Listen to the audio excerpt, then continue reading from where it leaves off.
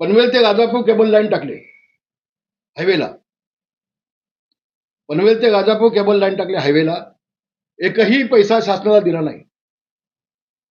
मी माहितीच्या अधिकाऱ्यांनी माहिती मागितली. ही माहिती आहे.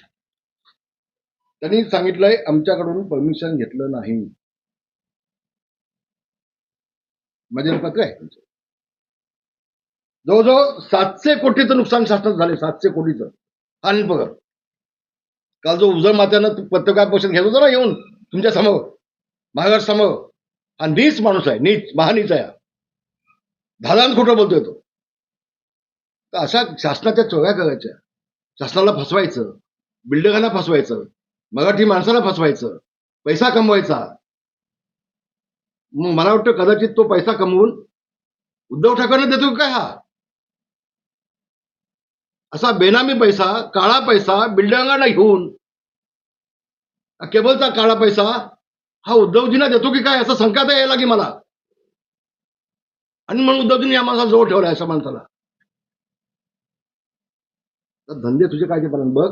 योगेश कदम तू काय नाही काढणार सगळे हे सगळे मी देतो मुख्यमंत्र्याकडे. तुझंच हे सगळं मुख्यमंत्र्याकडे देतो आणि मुख्यमंत्री सांगतोय घे काळजी नाही घ्या जातो याच्यावरती मध्ये. अशा माणसाला ठेवणार का तुम्ही विधिमंडळामध्ये? मी घेणार नाही आता. आणि म्हणून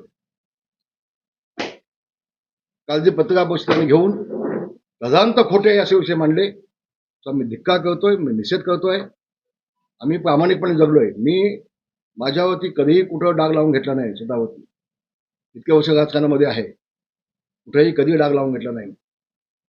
माझी पत्नी, माझी मुलं कशी आहेत आता जग बघतोय. तुमचं कुटुंब खूप चांगलं आहे. काल त्याने आग लावायचा प्रयत्न केला. महाराष्ट्रासमोर वेगळ्या पद्धतीनं ते मांडलं.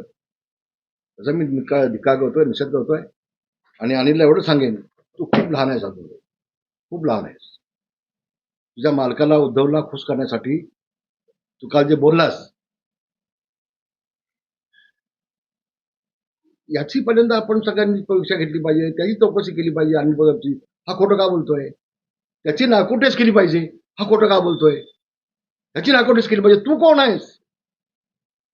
आणि रामदास कदमला बोलण्या इतका तू मोठा नाहीस का बाबा? तुझी अवकात तेवढी नाहीये. हे तर काय नाही, अजून पुष्कळ गोष्टी काढतोय.